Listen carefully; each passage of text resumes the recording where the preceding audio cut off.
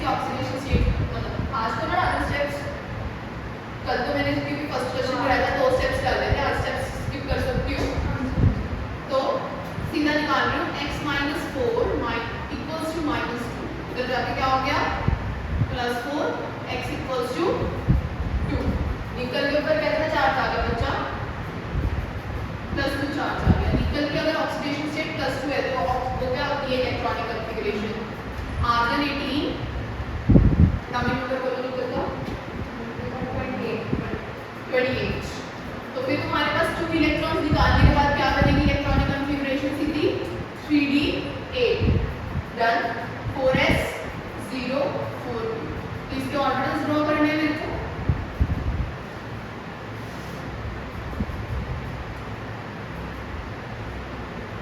भी ड्रॉ कर दो। अब मेरे को जल्दी से बताओगे Cn तुम्हारा स्ट्रॉन्ग फील्ड लिगेंड होता है कि वीक फील्ड लिगेंड होता है? कौन सा? Cn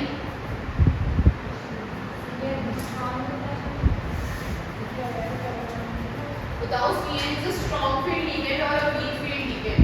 इसमें C लगा हुआ है तो ये स्ट्रॉन्ग होता है ना। मैंने बताया था हैलोजन वीक, फिर उसके बाद कौन आते हैं ऑक्सीजन एटम डोनर वाले, फिर कार्बन कार्बन और नाइट्रोजन वाले क्या होते हैं ज्यादातर स्ट्रॉन्ग फील्ड लिगेंड्स होते हैं, वीक स्ट्रॉन्ग होते हैं। तो ये वाला क्या होगा फॉर श्योर एक स्ट्रॉन्ग लिगेंड होगा। अगर ये एक स्ट्रॉन्ग लिगेंड है तो ये किसको सपोर्ट करेगा पेयरिंग को सपोर्ट करेगा। अगर ये पेयरिंग को सपोर्ट करेगा तो इधर देखेंगे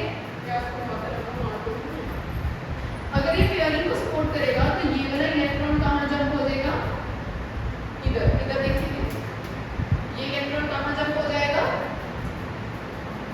इधर इधर पेयरिंग कराते हैं इधर इधर पेयर ठीक है। तो फिर अब एक्साइटेड इलेक्ट्रॉनिक कॉन्फ़िगरेशन क्या बन जाएगी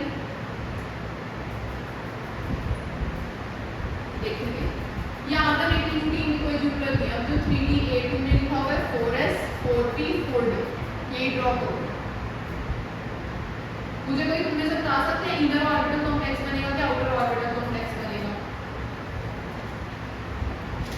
घर जाके एक बार कॉपी को रीड कर लिया करो यार। इनर क्यों? क्योंकि स्ट्रॉन्ग लिगेंड लगा हुआ है तो इनर ऑर्बिटल कॉम्प्लेक्स बनेगा। 8 इलेक्ट्रॉन पहले तो भर दूं और जो जंप कराया था वो इलेक्ट्रॉन भी भर दिया डन है। अब मेरे को क्या भरने हैं Cn कितने Cn भरने हैं 4 तो भरो 1 2 3 4 हो गए पूरे। चेक करो हाइब्रिडाइजेशन हाइब्रिडाइज्ड ऑर्बिटल्स कौन कौन से थे यही है। तो हाइब्रिडाइजेशन बता सकते हो इसकी क्या बनेगी देखो ना एक D का गया एक D का एक S का है P के कितने हैं 2 तो हाइब्रिडाइजेशन क्या बनी है DsP2 हाइब्रिडाइजेशन। DsP2 हाइब्रिडाइजेशन के लिए हमारी शेप क्या sp2d तो लिखते हैं अगर तेरा 4d वाला यूज हुआ होता। कौन सा यूज है इनर। अगर इनर यूज हुआ तो d पहले, अगर आउटर वाला यूज हुआ तो d बाद में ठीक है। DsP2 की शेप क्या होती है बच्चा स्क्वायर प्लेनर। क्या होती है स्क्वायर प्लेनर डन। ये मुझे बताओ पैरामैग्नेटिक है डायमैग्नेटिक है क्यों? क्योंकि सारे इलेक्ट्रॉन्स क्या हैं पेयर में हैं तो ये क्या हुआ डायमैग्नेटिक। समझ आएगा जल्दी से ये लिखो फिर मैं एक चार्ट बना देती हूँ तुम्हें जिसमें सारी शेप्स बता देती हूँ कि इधर ये हाइब्रिडाइजेशन तो कौन सी शेप ये हाइब्रिडाइजेशन तो कौन सी ठीक है। ड्रॉ करो उसको according sp sp2 sp3 sp3d sp3d sp3d2 ठीक है। तो फिर ये सारे लगेंगे ड्रॉ। sp3 पे क्या होगी sp2 पे क्या होगी तो वही होगी लीनियर। हाँ तो सारे as the linear trigonal planar tetrahedral square planar octahedral है in order to क्या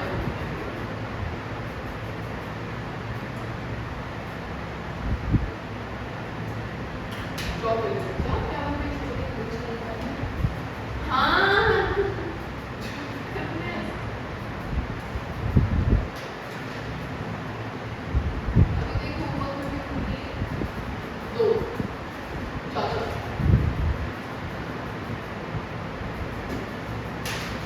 पीपीटी वाला क्वेश्चन भी कर लेगा उसका।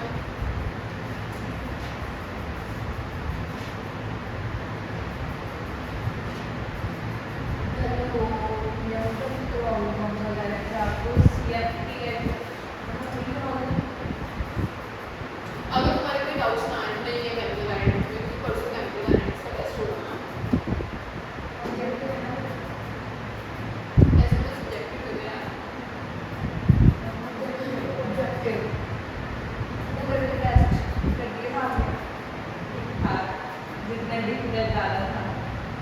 हाँ हाँ वो बता दूंगी मैं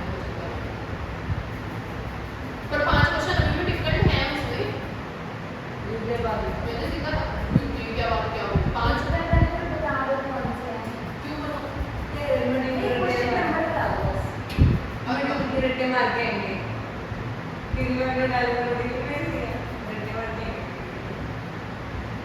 क्या पता इजी लगे तुम्हें वो क्वेश्चन, मतलब जनरली बच्चों को ओके लगते हैं वो क्वेश्चन, क्या पता तुम्हें इजी लगे, हमारे क्लिक हो जाए, क्या पता हमने वैसे क्वेश्चन क्लास में कर रखे हों, तुम्हें याद आ जाए।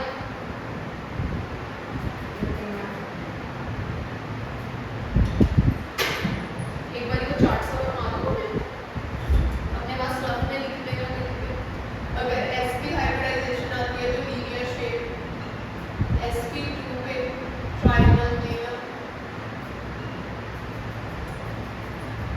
sp3 पे टेट्राहेड्रल, sp2 पे स्क्वायर प्लेट,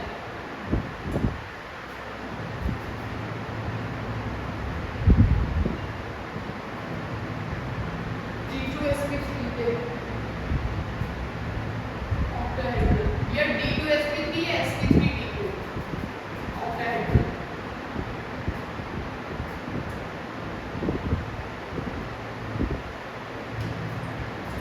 कहीं मतलब चाहे जो मर्जी आ जाए।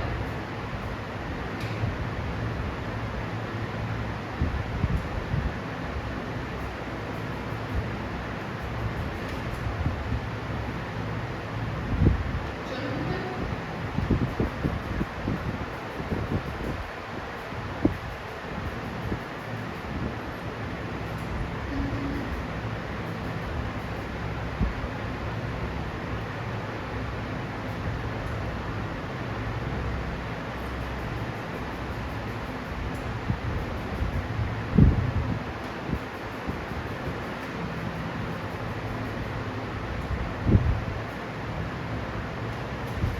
होमो क्वेश्चन लिखते हैं FeCl6 3 नेगेटिव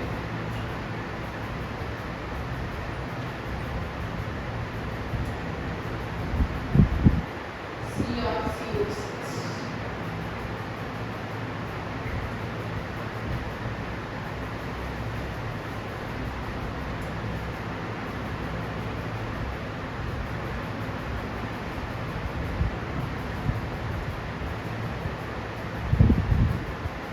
एक ना JKL पॉइंट लिखेंगे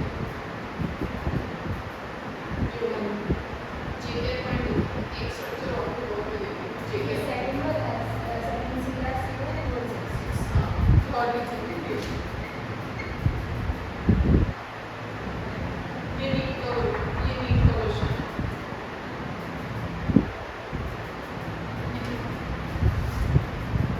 NH3 and H2O NH3 JKL point NH3 and H2O works as strong ligand in case of copper 2 positive and cobalt 3 positive, Cu2 positive and CO3 positive,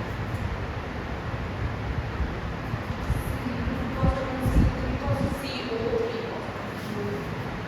ये सिर्फ ये special exceptional case है, याद रखना कि अगर तुम्हारी कॉपर या कोबाल्ट की ऑक्सीडेशन स्टेट, कॉपर की ऑक्सीडेशन स्टेट +2, कोबाल्ट की ऑक्सीडेशन स्टेट +3 पड़ रही है, तब NH3 और H2O स्ट्रॉन्ग लिगेंड्स की तरह डील करते हैं वैसे दोनों ही क्या होते हैं, वीक लिगेंड्स होते हैं, बट सिर्फ कौन से स्पेशल केस में स्ट्रॉन्ग लिगेंड्स हैं ये, copper 2 positive and cobalt 3 positive, इसमें से ये वाला केस दिख रहा है, इसमें यहाँ पे H2O वीक नहीं, क्या है, स्ट्रॉन्ग, बट यहाँ पर NH3 क्या है, वीक, यूनिक का लगा हुआ, डन है, पता लग गया कब स्ट्रॉन्ग कब week,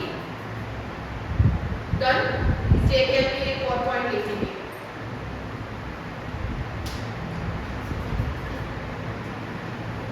metals which have 4d and 5d orbitals, empty orbitals, 4d and 5d empty orbitals, weak ligands works as strong ligands, weak ligands works as strong ligands, done। इसके ऊपर भी एक स्ट्रक्चर ड्रॉ करना, check कर लेंगे कब बना पा रहे हैं।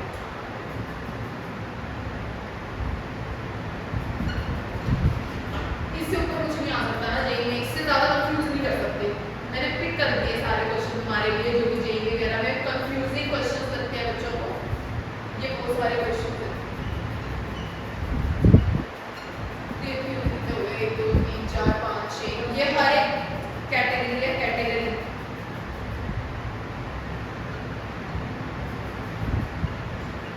बस ये लास्ट कितने हो गए, 1 2 3 4 5 6 7, ये 7 कैटेगरीज हैं, मेथड सेम यूज करना है, ठीक है, रूल्स तुम्हें बता दिए हैं, जो एक्सेप्शंस थी वो मद्देनजर रखते हुए एंड वाले में यहाँ से एक्सेप्शन शुरू हो रही है, ये नॉर्मल लॉजिक, ठीक है, ये सारे अपनी कैटेगरीज हैं, तो ट्राई करनी है घर पे बैठ के, प्रैक्टिस के लिए तुम्हारे, अगर ये 7 क्वेश्चन तुमसे ड्रॉप हो गए तुम्हें बिल्कुल समझ आ गया, स्टेप्स तुमने लिखे हुए हैं, कैसे चेक करनी है वो स्टेप्स फॉलो करना, एक दो में फॉलो करोगे तीसरे तो क्या हो जाएगा, डन है, बहुत इजी चीज है, डन। और बच्चों नेक्स्ट लिखेंगे लिमिटेशंस ऑफ वैलेंस बॉन्ड, ये रब कर दो सारा,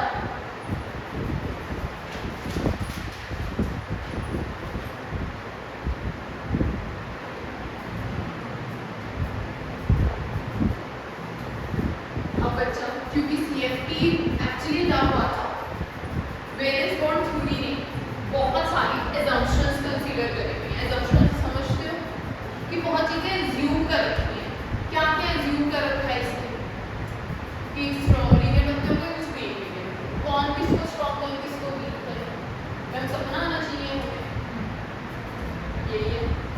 फिर उसके बाद इस पर्सन ने क्या किया हुआ है कि अब तुम्हें दो एक्सेप्शन दिखा दी, दिखाइए एक्सेप्शंस, NH3 और H2O क्या बन जाएगा, स्ट्रॉन्ग लिगेंड बन जाएगा, ऐसे कैसे बन जाएगा, तुम पीछे तो बोल रहे हो वीक लिगेंड, अब कह रहे हो स्ट्रॉन्ग लिगेंड बन जाएगा, बेकार बात होगी, ये भी सेंस नहीं बनी। फिर उसके बाद हाँ,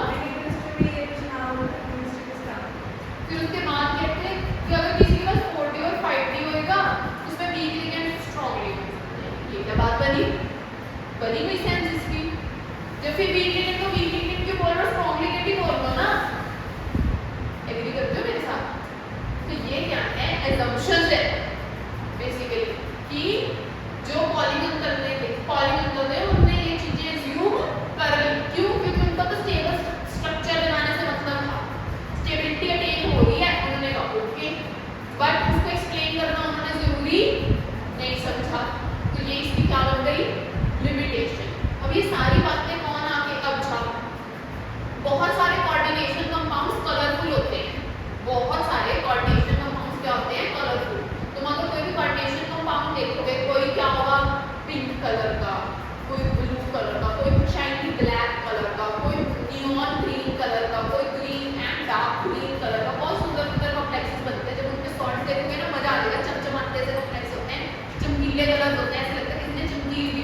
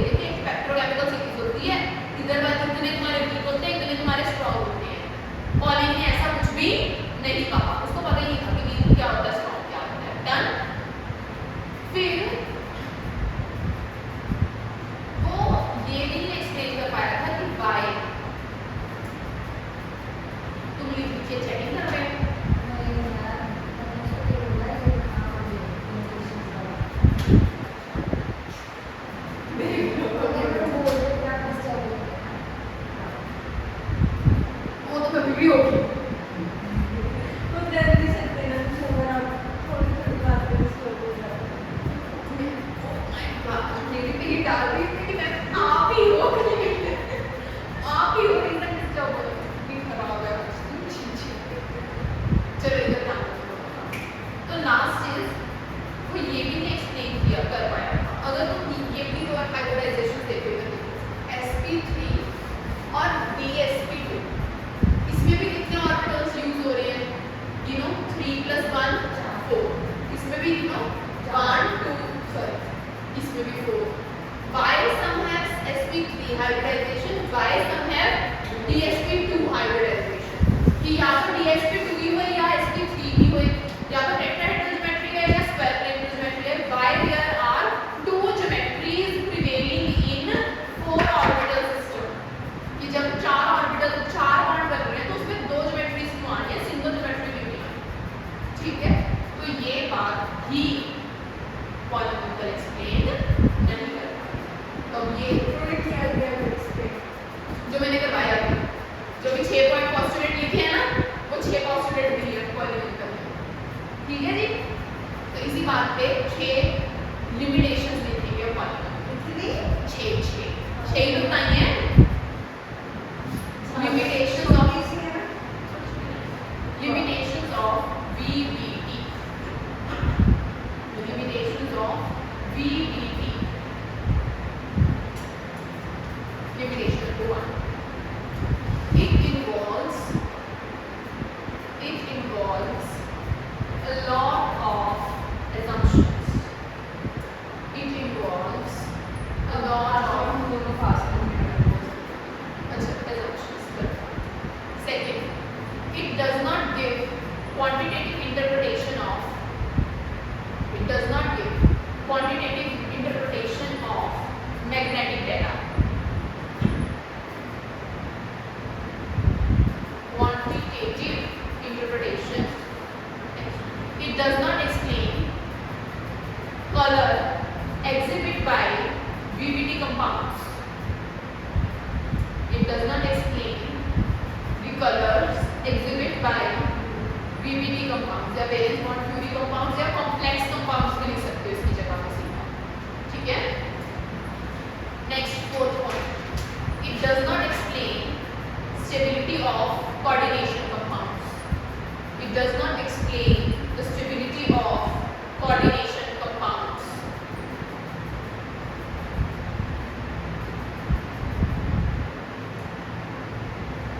Fifth, it could not distinguish between weak ligand and strong ligand. It could not distinguish between weak ligand and strong ligand.